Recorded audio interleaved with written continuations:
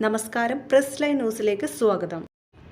രണ്ടാം വിവാഹത്തിനൊരുങ്ങുന്നുവെന്ന വാർത്തകളിൽ പ്രതികരണവുമായി കൊല്ലം സുധിയുടെ ഭാര്യ രേണു.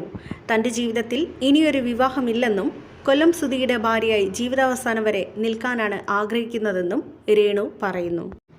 സുധി മരിച്ച് 1 വർഷമാകുന്നതിന് മുമ്പ് തന്നെ ഞാൻ വേറെ കെട്ടും, മൂത്ത മകനായ കിച്ചുവിനെ വീട്ടിൽ നിന്നും അടിച്ചിറക്കും എന്ന രീതിയിലുള്ള നെഗറ്റീവ് കമൻറ്റുകളൊക്കെ ഞാൻ കേട്ടിട്ടുണ്ട്. എല്ലാവരോടുമായി എനിക്ക് ഒന്ന് മാത്രമാണ് പറയാനുള്ളത്. ഞാൻ വേറെ കല്യാണം കഴിക്കില്ല. കൊല്ലം സുധിയുടെ ഭാര്യയായി ജീവിതാവസാനം വരെ നിൽക്കാനാണ് ഞാൻ ആഗ്രഹിക്കുന്നത്. മറ്റൊരു വിവാഹം കഴിക്കില്ലെന്നത് ഉറച്ച തീരുമാനമാണ്. അതിന് പലവിധ കാരണങ്ങളുണ്ട്. അതെല്ലാം എൻ്റെ ഉള്ളിൽ തന്നെ കിടക്കട്ടെ. എന്തു തന്നെ ആയാലും മരണം വരെ ഇങ്ങനെ പോകും. എന്നെ നന്നായി അറിയുന്ന ആളുകൾക്കറിയാം ഞാൻ വേറെ കല്യാണം കഴിക്കാൻ പോകുന്നില്ലെന്ന്. സുധിച്ചേട്ടനെ പോലെ ആകാൻ മറ്റൊരാൾക്കും കഴിയില്ല. പിന്നെ മക്കൾ സുധിച്ചേട്ടൻ്റെയും എൻ്റെയും മക്കളായി തന്നെ ജീവിക്കണം. വേറെ ഒരാൾ വന്നാൽ അത് അങ്ങനെയായിരിക്കണമെന്നില്ല. എന്നെ അടുത്ത് അറിയാത്ത എന്നോടുള്ള സ്നേഹമുള്ള കൂട്ടുകാരുണ്ട്. ഞാൻ വീണ്ടും ഒരു വിവാഹം കഴിക്കണം, ചെറുപ്പമാണ് എന്നൊക്കെ അവർ പറയും. ഇപ്പോൾ വേണ്ട, സമയമാകുമ്പോൾ നല്ല ആലോചന വരികയാണെങ്കിൽ നോക്കണമെന്ന് പറയുന്നവരുമുണ്ട്.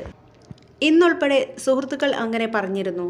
അതിനോടൊന്നും കൂടുതലായി ഒന്നും പ്രതികരിക്കാറില്ല. ചിരിച്ചങ്ങ് മാറുകയാണ് ചെയ്യുന്നത്.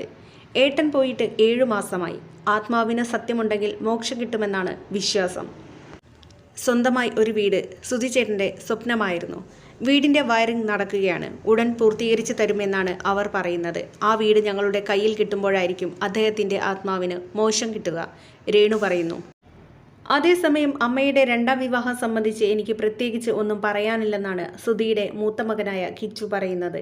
അമ്മയുടെ ജീവിതമാണ്, അമ്മയുടെ ഇഷ്ടം പോലെ കാര്യങ്ങൾ നടക്കട്ടെ.